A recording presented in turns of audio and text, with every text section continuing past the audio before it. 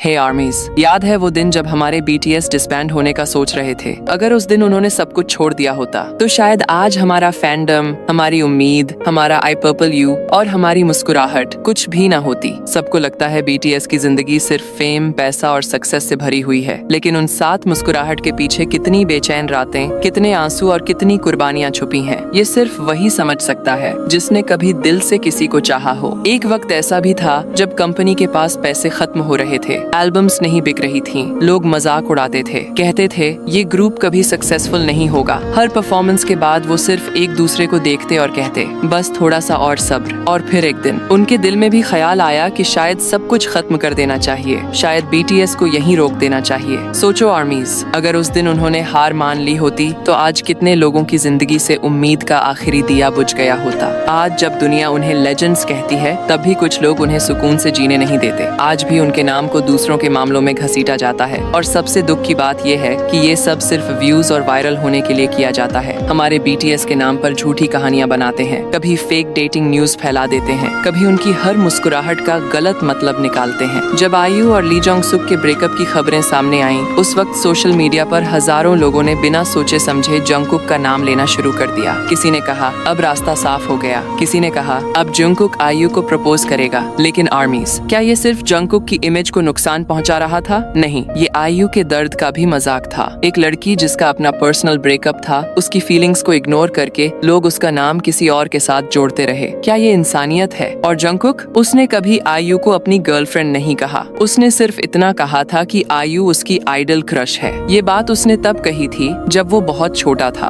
वो उसकी आवाज का फैन था, उसके टैलेंट को एडमायर करता था। लेकिन कुछ लोगों ने उस मासूम बात को आज तक गलत रंग दिया हुआ है। मैं खास तौर पर न्यू आर्मीज से एक बात कहना चाहती हूँ, ये सब आज से नहीं हो रहा। सालों से कुछ हेटर्स और फेक आर्मीज इसी इंतजार में रहते हैं कि कब कोई छोटी सी बात हो और वो बीटीएस पर इल्जाम लगाना शुरू कर दें। कभी किसी एक्ट्रेस के साथ नाम जोड़ देते हैं, कभी किसी सिंगर के साथ। उनका मकसद सिर्फ एक होता है, बीटीएस को बदनाम करना और फैंडम में नफरत फैलाना। लेकिन असली आर्मी कभी अफवाहों पर यकीन नहीं करती। असली आर्मी अपने आर्टिस्ट्स की इज्जत करती है, असली आर्मी उनकी प्राइवेसी की हिफाजत करती है। और इसी वजह से इतने सालों बाद भी हमारा फैंडम दुनिया का सबसे मजबूत फैंडम माना जाता है। याद रखो, बीटीएस ने हमें सिर्फ गाने नहीं दिए, उन्होंने हमें उम्मीद दी है। उन्होंने सिखाया कि लोग चाहे कितनी भी बातें करें, कितनी भी नफरत फैला दें, अगर दिल साफ हो और हौसला जिंदा हो तो एक दिन वही लोग तुम्हारी कामयाबी देखते रह जाते हैं। तो अगर कभी तुम थक जाओ या मायूस हो जाओ तो बीटीएस के उस स्ट्रगल को याद करना, उस उम्मीद को याद करना जिस पर वो हमेशा कायम रहे। आज भी लोग हमारे बीटीएस के बारे में तरह तरह की बातें करते हैं, कल भी करेंगे, लेकिन सच कभी नहीं बदलता। और अब बस एक सवाल, बताओ आर्मीज, मेरी तरह किस किस को फख्र है कि हम खुद को बीटीएस की आर्मी कहते हैं? आई पर्पल यू।